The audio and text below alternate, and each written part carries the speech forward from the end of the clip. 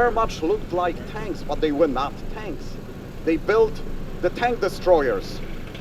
Remember the tiny little 25mm anti-tank gun told by that tiny tankette earlier on that could destroy German tanks in 1943 and 1944? Those tiny puny guns were called door knockers. They were totally useless. Anti-tank guns had to get much bigger, to a point that they could no longer be moved by small vehicles. The best way to bring them into combat is to mount them on tracked vehicles that look very much like a tank. So what's approaching us is one of Hellcat, M18 Hellcat tank destroyers. Look at the size of that gun. That big gun, the 76mm gun, now is barely enough to destroy the new generation of German medium and heavy tanks such as the Panther and Tiger. Nevertheless, this M18 Hellcat holds two distinctions. One of them, and it is still the fastest armored vehicle ever built, 72 miles per hour. Luckily, it was governed down to 50 miles per hour. Why? Because if you issue these M18 Hellcats to 70 and 80-year-olds, what can go wrong? The second distinction for this Hellcat is that this is the only Allied vehicle that held the positive kill ratio.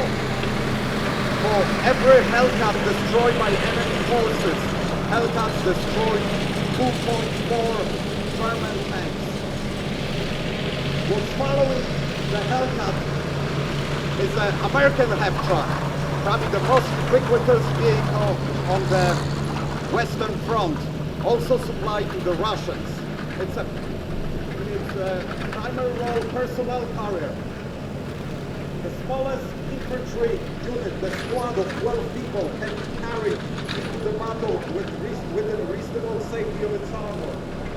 Other specialized versions, such as a pack howitzer, 105mm howitzer, and 75mm tank destroyer versions were produced. But also well-known versions of the half-tracks, double quadruple, and aircraft guns. Over 50,000 produced to hold the Allies. Our version is an M2 white. And following it is the unsung hero of the war effort. It's a little known fact, but the combat vehicles and combat troops that engage enemy on the front line consist perhaps of 30% of the entire unit. The rest of the unit are the rear guard, support, including the supply.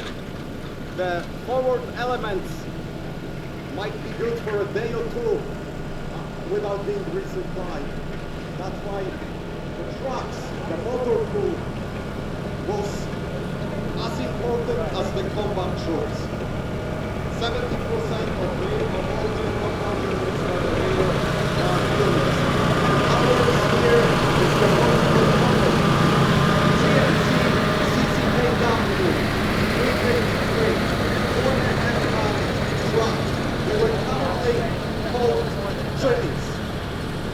After the war, in Korea and Vietnam, they gained the name of Deuce and a Half, but not during the war.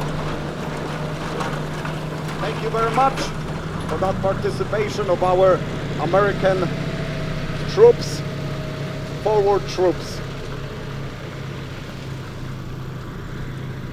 Now the tank destroyer